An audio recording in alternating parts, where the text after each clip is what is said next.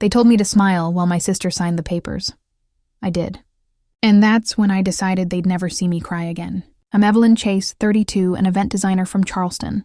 The day my uncle's will was read, everyone clapped for my sister Scarlett as she received the family's prized Lake Hamilton estate, the one where we spent every childhood summer. When it came to me, the lawyer paused, smiled awkwardly, and read aloud 2 words. Good luck. Laughter filled the mahogany-paneled room. My mother leaned over and whispered, Maybe next time, dear. That was the last day I ever attended a Chase family gathering. 6 months later, headlines read, Evelyn Chase hosts $5 million charity gala. Guest list includes the entire Chase family. Funny thing about Luke K., it doesn't like being underestimated. When the spotlight hit me that night, I saw their faces, and the truth finally walked in behind them. If this story caught your heart, make sure to hit subscribe so we keep bringing you stories that dig deep into truth, guilt, and redemption. And don't forget to tell us in the comments where you're watching from. We read them all, and your words keep us going. You can't compete with a ghost, but you can outlive one. That's what I told myself as I sat in the law office, pretending not to notice the smell of my sister's perfume drifting across the table. Vanilla and victory. Scarlett always wore it when she knew she'd already won. The conference room was too polished, too cold with glass walls, silver pens, and a coffee pot that hissed every few seconds like it knew something I didn't. Mom sat at the head of the table, pearls tight around her neck, smiling that tight smile she saved for bank managers and family photographers. And me? I was just trying not to drop the broken locket in my hand, the one my Uncle Thomas gave me when I was 15. It had a tiny hinge that never closed right, kind of like our family. The lawyer cleared his throat. As executor of Thomas Chase's estate, I'll begin with his final instructions. Scarlett leaned forward like she was unwrapping a gift. When he said, The Lake Hamilton property shall be transferred to Ms. Scarlett Chase.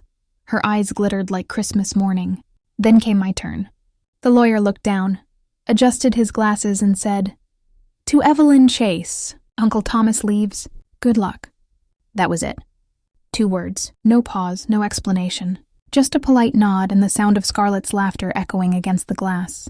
Mom didn't even try to hide her smirk. Maybe he wanted you to make your own way, dear, she said softly, like pity was an act of charity. I stared at the papers on the table, trying to find meaning between the lines. Good luck. Was it sarcasm, a joke, some kind of test? Scarlett was already planning a lake house party before the meeting even ended. I heard her whisper to Mom, We'll need new furniture. The old stuff's so sentimental. I wanted to scream, to tell them I'd worked every summer at that lake house, cleaning up after everyone while they lounged on the dock. Uncle Thomas used to say I was the only one who saw beauty in the small things. But all I did was smile, because what else could I do? The lawyer closed the file, and the sound felt like a door slamming shut on the last bit of fairness I believed in. Scarlett stood, heels clicking like applause, and wrapped her arms around me. Her perfume hit again, sweet, suffocating. She whispered against my ear, her breath warm and smug. Guess luck's cheaper than property. I didn't flinch. I just smiled for the family photo the lawyer insisted on taking. But inside, something shifted. A quiet kind of fury. Because you can't compete with a ghost, but you can make them regret haunting you. Scarlett posted a photo the next morning. Her in front of the lake house, barefoot, holding champagne. The caption said, New beginnings, lake life, family legacy. I stared at it from my tiny studio apartment, a place where the walls heard more sighs than laughter. My breakfast was cold coffee and silence. The photo didn't surprise me. Scarlett always knew how to turn other people's pain into her backdrop.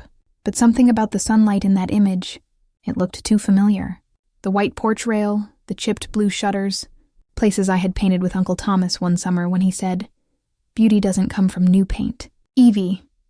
It comes from the hands that cared enough to hold the brush. My chest tightened. I could still smell the lake.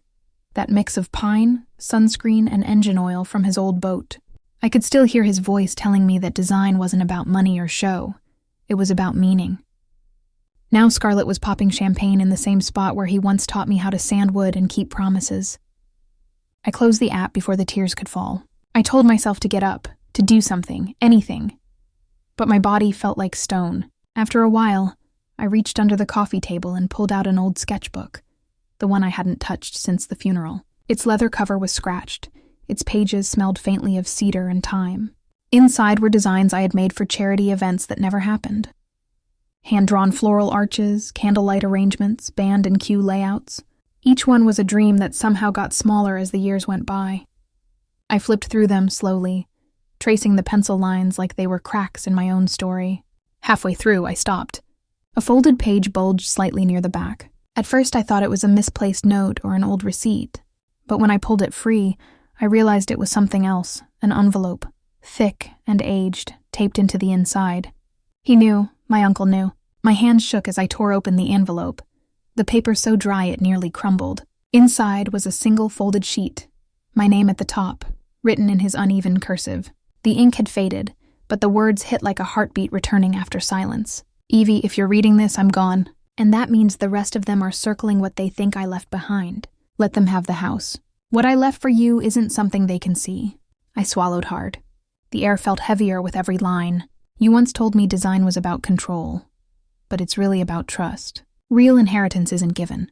It's built. When the time comes, start where we ended. Beneath the words was a scribbled series of numbers, a bank routing code, followed by a phrase that didn't make sense. Start where we ended. My pulse quickened. I turned the page over, hoping for more. Nothing. Just his signature and a faint coffee ring in the corner, the same kind he left on every workbench and blueprint.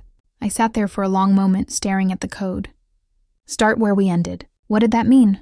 The last place we were together? The lake house? His workshop? I opened my laptop and typed the numbers into a search bar, half expecting nothing. But something came up. An old record, faint and archived. A trust account, inactive for over a decade. I blinked. The name on it made my stomach drop. ELC Concepts, my company name. The business I hadn't even formed until 3 years ago. I whispered the name aloud, as if saying it might make sense of the impossible. He'd known. He'd known the name, the dream, the path, long before I ever registered it, long before I even believed I could make something real.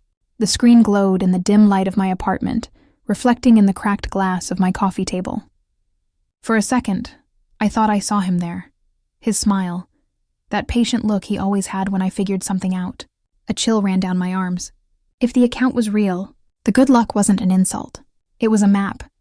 I leaned closer, scrolling through the old digital records. There were no balances shown, no linked owner. Just one note in the description line, short and sharp, pending reactivation by original heir. I exhaled slowly, half terrified, half alive for the first time in months. He hadn't forgotten me. He'd hidden something not for Scarlett, not for Mom, but for me. I didn't know what waited at the end of that code, but I knew one thing for certain. This wasn't over, and luck was finally starting to look like a plan. His suit cost more than my rent, and yet he listened like every word mattered. That's how I met Dean Harrington at a local charity expo where my old designs were displayed on a folding table under a flickering light. Most people walked past without even looking. He didn't.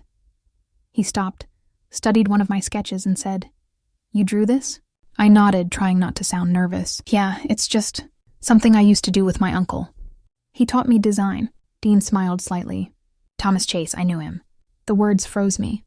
No one had said my uncle's name to me since the funeral. "He talked about you," Dean continued. "Said one day you'd build something beautiful, something that would make people feel again." I didn't know whether to believe him. Men in expensive suits didn't usually show up just to hand out encouragement. Still, the way he spoke, calm, steady, without that usual Chase family condescension, it disarmed me. "I think he was right," Dean said. "What are you working on now?" I laughed awkwardly. "Mostly rent, sometimes hope." He chuckled, then reached into his jacket and pulled out a business card. "Let's change that." The card felt heavy with embossed letters, no logo, just Harrington Capital. "I invest in ideas that deserve air," he said, "not noise." We sat at a corner table in the lobby cafe. I told him about my uncle's letter, the sketchbook, and the phrase, "start where we ended." His expression didn't change, just a slow nod, like he was connecting dots he already knew existed. "Thomas didn't believe in luck," Dean said. "He believed in timing. Maybe yours just arrived." For a moment, silence filled the space between us. Not awkward, just full.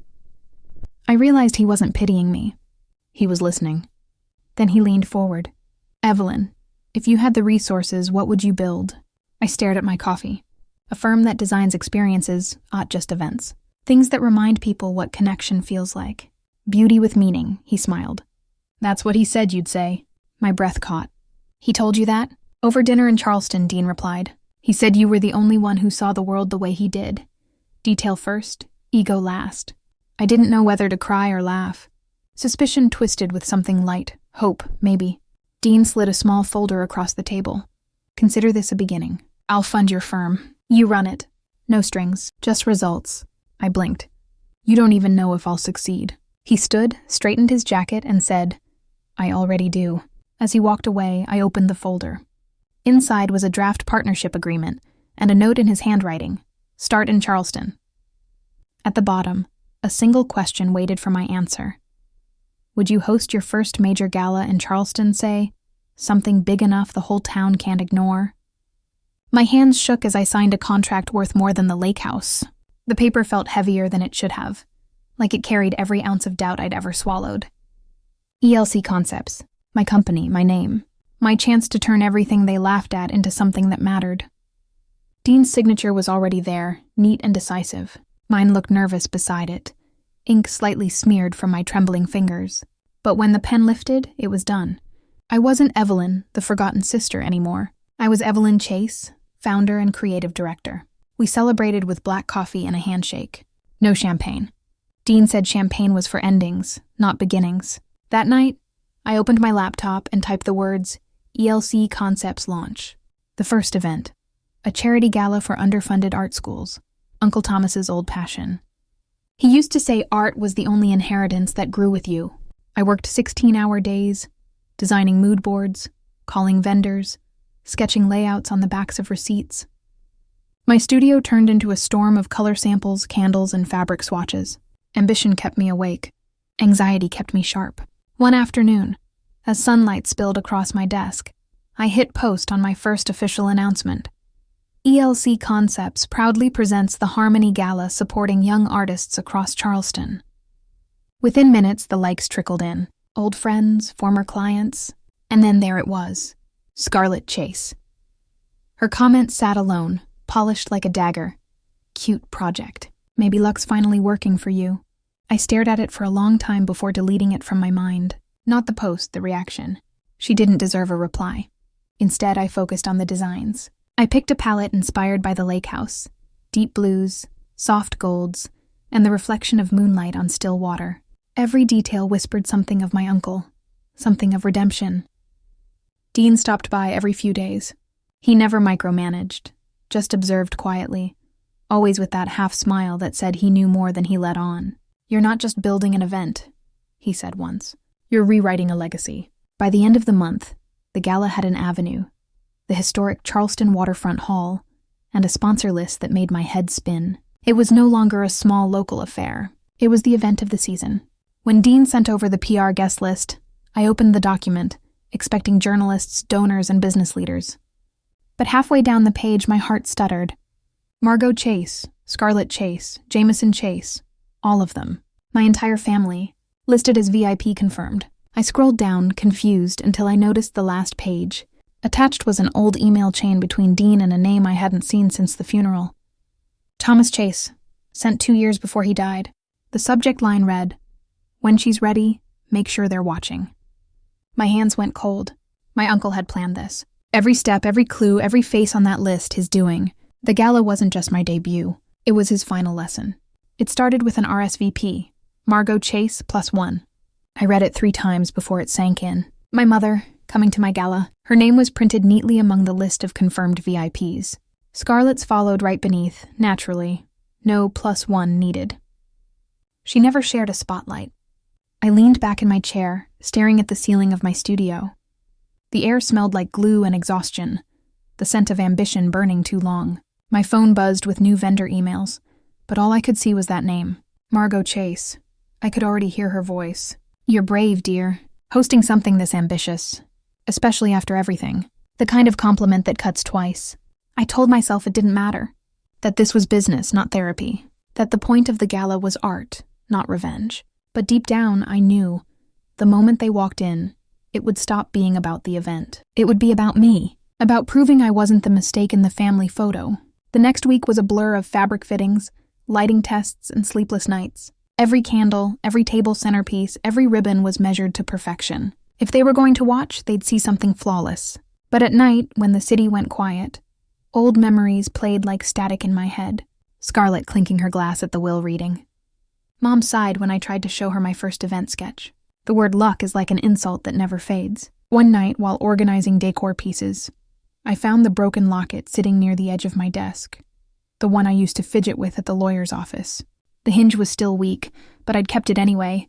I took a needle and a bit of gold wire, soldered it shut, and polished it until the scratches softened. Inside was a tiny photo, Uncle Thomas and me sitting by the lake, both smiling. He looked so alive, so sure of me. I clasped it around my neck and whispered, "You got them to come, didn't you?" Because somehow this felt like his doing. Every clue, every step, every push toward something bigger. He was still teaching me from wherever he was. By the eve of the gala, I'd stopped trembling. The guest lists were finalized, the lighting rehearsed, and the vendors prepaid. Everything was ready. Then a courier arrived at my door just as I was locking up. A man in a gray jacket handed me a thick envelope. No return address, no sender. Just a law firm seal pressed in deep red wax. Supplementary addendum. The Thomas Chase Trust.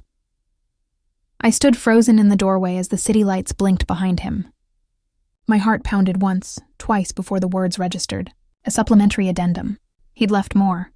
I turned the envelope over in my hands. It was heavy, personal. I didn't open it that night. I couldn't. Because somehow I knew. Whatever was inside would change everything I thought I understood about luck, family, and what it meant to inherit a ghost's unfinished story. Turns out luck had a legal definition. That's the first line I read inside the addendum. The letterhead was the same law firm from the will reading, crisp, clinical, like they printed human emotion on marble. And without even realizing it, I was already doing exactly that. The Harmony Gal, an event raising funds for an art school, was more than a project. It was the fulfillment of the clause. It was proof of purpose. The realization hit me so hard I had to sit down. He'd known. He'd planned it so I'd find my own way to the finish line. Every clue, every silence, every humiliation, it was part of the test. Good luck wasn't sarcasm. It was the key. I laughed through tears, shaking my head. "You old genius," I whispered. "You actually meant it." Then, as quickly as joy came, fear followed. If this were true, if the gala activated the truth, what would happen when others found out? Dean, my family, the press, everyone would think I used charity for inheritance. They'd tear it apart before the ink dried. I stood, pacing, clutching the addendum like it might vanish. No one could know, not yet. Not until the event was over. Not until everything was real and irreversible. I slipped the papers into a folder, sealed it, and hid it behind my sketchbooks. My pulse still thundered in my ears, but my resolve hardened with every beat. Tomorrow I'd smile. I'd shake hands. I'd host the gala like nothing had changed, because no one needed to know I was already halfway to $5 million. No one needed to know that good luck had finally turned into destiny, and especially not Dean, not yet. I turned off the lights, looked out at Charleston's skyline, and whispered, "Tomorrow, we begin." Scarlett arrived in white. I chose black. It wasn't intentional at first. The color choice just felt right. Black was grounded, unapologetic, the color of beginnings disguised as endings.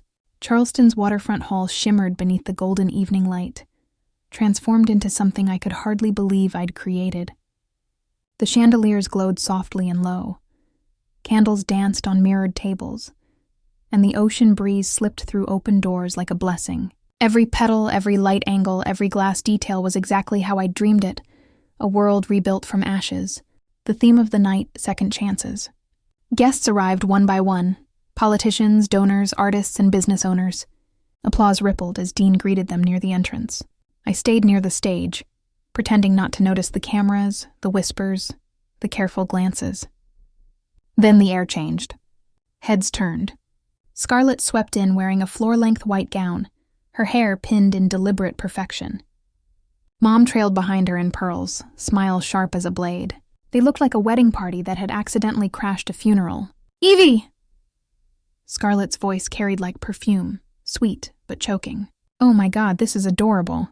A gala for art? How brave. I forced a smile. Thanks for coming. Didn't think you'd be interested in second chances. She laughed, high and practiced. Oh, I'm all about second chances. Some of us just don't need as many. People nearby chuckled politely. My stomach twisted, but I didn't move. I just looked at him, really looked. For the first time, her confidence felt hollow. Like something rehearsed for mirrors, not people. Mom stepped in, patting my shoulder. We're proud of you, dear. It takes courage to turn charity into, well, a career. Their words were daggers wrapped in velvet. I smiled anyway. Enjoy the show, I said, and walked away before my voice could shake. I found Dean near the balcony, talking to the press. He gave me a small nod, the kind that said, "You're doing fine." I nodded back. My pulse finally began to steady. By the time the first speech started, I'd regained my rhythm. I floated through the room, fixing details, adjusting lights, and greeting sponsors. The anxiety faded, replaced by calm, almost defiant control. For once, I wasn't reacting. I was leading, and then my phone buzzed. Once, twice, then again. Dean's assistant hurried toward me, whispering urgently, "Evelyn, you might want to check this." I glanced down at my screen. My name was trending. A designer who got good luck now hosts multi-million-dollar events. The headline glared in bright red. Screenshots of the will. Photos of me at the reading. Quotes from the lawyer. Someone close, had leaked the inheritance story. I felt the air leave my body. Guests began murmuring, phones lighting up like wildfire around the room. Scarlett stood near the champagne table, pretending not to see me. But I caught the corner of her smirk. The cameras turned toward the stage, and I knew. The night wasn't about art anymore. It was about survival. When the cameras turned, so did they. For a few seconds, the ballroom buzzed with whispers. My name flashed across news alerts, photos spreading faster than wildfire. The girl who got good luck. But I didn't flinch. I couldn't. Dean caught my eye from across the room, his expression calm but sharp, a silent question. "Do you want to stop this?" I shook my head. No, not this time. The host handed me the microphone, the lights warming my skin as I stepped onto the stage. The audience quieted, and even the clinking of glasses stopped. I took a slow breath and smiled. "Good evening," I began, my voice steady. "When I was a kid, my uncle used to tell me that luck isn't random. It's what's left when preparation meets patience." I didn't understand it then. I do now. A soft murmur rolled through the room. The cameras refocused. I built this event to honor the artists who never get invited to tables like this, the ones who make beauty out of scarcity. Tonight isn't about luck. It's about creation, generosity, and the kind of legacy that outlives wealth. I paused just long enough to let the silence breathe. Some inherit money, I said, my tone light, calm, deliberate. Others inherit meaning. I'm learning that meaning lasts longer. From the front table, I saw my mother's smile falter. Scarlett's eyes narrowed just slightly, her practiced grin twitching as the audience began to nod, to clap. Applause started small, then swelled like a wave. The very same people who had once pitied me now looked impressed, curious, respectful. It wasn't triumph that filled me, it was peace. I didn't need to expose them. The truth was already doing it for me, I continued. This gala, this fun, this night, it isn't just mine. It's proof that you can start with nothing but a little faith, and still build something that touches others. And if you've ever been told you're not enough, that your dreams are too small, well, consider this your invitation to prove them wrong. The applause broke into cheers. Cameras flashed. I could see my reflection on the glass walls. Confident, calm, exactly the woman Uncle Thomas believed I'd become. I closed with, "Thank you to everyone who believed in second chances. And to those who did, thank you too. You gave me reason to try harder." The crowd stood. I felt tears press at the edges of my eyes, but refused to let them fall. As the applause thundered, I stepped back, searching the crowd. Dean was smiling, proud. My mother looked pale. Scarlett's phone was still in her hand, but her fingers weren't moving anymore. Then, just as I was about to leave the stage, the doors at the back opened. A familiar figure walked Mr. Langford, the same lawyer who'd read the will months ago. He moved briskly through the crowd, a single envelope in his hand, sealed in red wax. He climbed the stage stairs and leaned toward me. His voice was low but carried through the microphone. "Miss Chase," he said, holding out the envelope, "your uncle asked that I deliver this. When you'd proven what good luck really means." The room fell silent again. Every light, Every eye, every camera turned to me. He read the final line slowly. T to Evelyn Chase, for proving what good luck really means. The ballroom went silent. Even the cameras froze mid-click. Mr. Langford's voice carried through the mic, calm and measured, but every word felt like thunder. By fulfilling the condition of the Chase Seed Fund clause, by creating a self-sustaining venture that benefits art and education, Miss Evelyn Chase has met the requirements of the Thomas Chase Trust. My breath caught. I could barely stand. He turned another page, his eyes flicking toward me. Effective immediately, the trust releases $5 million to Evelyn Chase, sole heir and executor of her uncle's creative legacy. The audience erupted, gasps, claps, flashes. I didn't move. My knees felt weightless, like the floor had disappeared. Scarlett's champagne glass tipped slightly. Mom's pearls caught the light, but her face went colorless. Dean stepped forward, his hand resting on my shoulder. I heard him whisper, "He planned this for you, Evelyn. All of it." I looked out over the crowd, people applauding, smiling, whispering my name, and for the first time, it didn't feel like a spotlight. It felt like sunlight, the humiliation, the years of being overlooked, the nights I thought I'd never make rent, all of it folded into this single, still moment of truth. Tears blurred the edges of the room. I managed to smile. "Thank you," I whispered to no one in particular, or maybe to him. "Uncle Thomas." Mr. Langford nodded once, closing the folder. "Your uncle wanted you to understand. $5 million, a legacy reborn. A ghost is finally at peace. And for the first time, I understood exactly what good luck really meant. Apologies sound different when the world is watching. The gala was over, but the cameras still hovered like insects around champagne flutes and half-eaten desserts. My cheeks ached from smiling, my hands from shaking strangers' hands. Applause had faded into polite murmurs, and I could finally breathe again. That's when I saw her mom, standing near the exit, pearls still shining, posture perfectly rehearsed. "Evelyn," she said softly, like she was speaking to a child in church. "That was quite the surprise." "Good, kind, or bad?" I asked. She hesitated. "Good, of course. You've made the family proud." The family.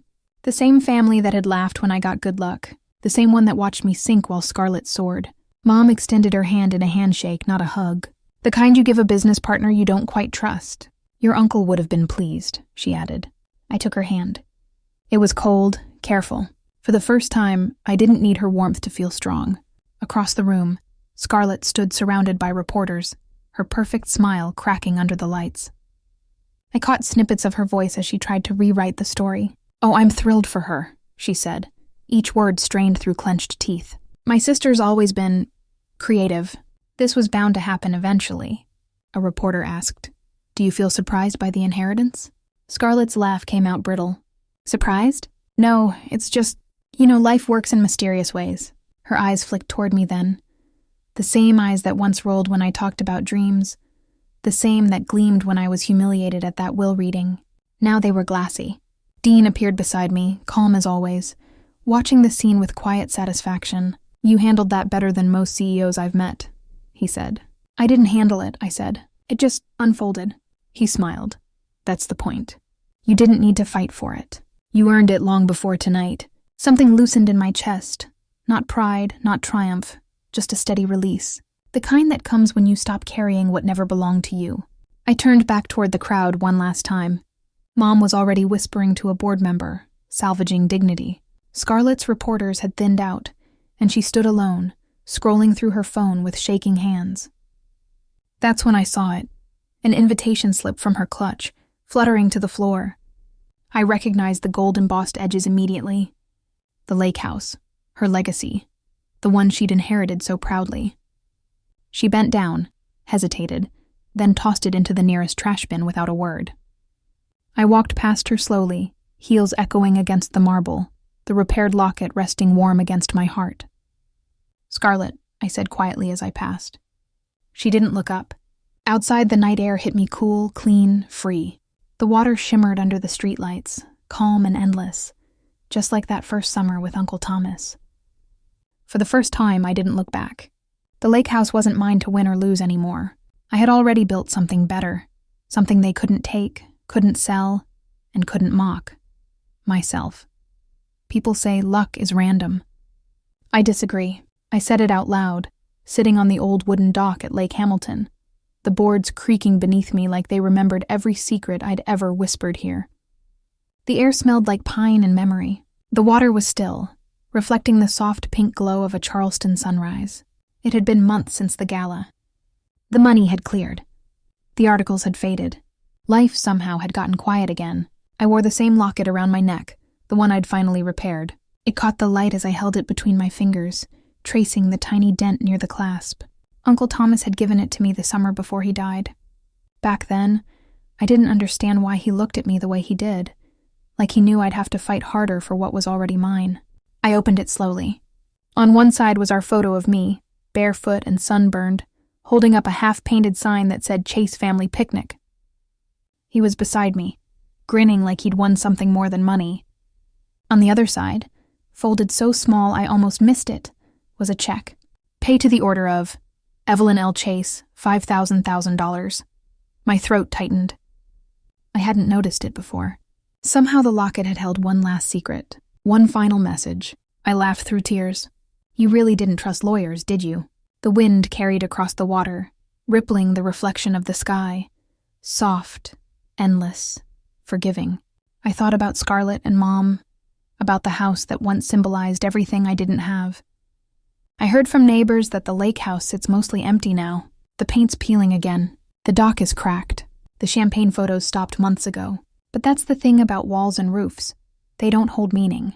People do. And Uncle Thomas had always known where to place his faith.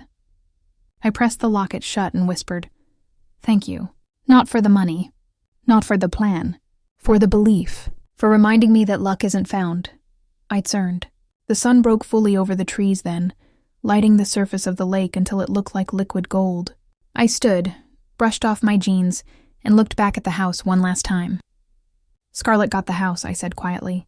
"I got the heart of it." And in that moment, I realized that was the real inheritance, not property, but purpose. Because luck isn't random. It's a reflection of what you build when no one's watching. It's the quiet voice that says, "Keep going," even when the world laughs. It's a seed that grows in silence, until one day everyone finally sees it bloom. Sometimes good luck is just another way of saying, "Watch me." Subscribe for more powerful family stories of betrayal, truth, and redemption.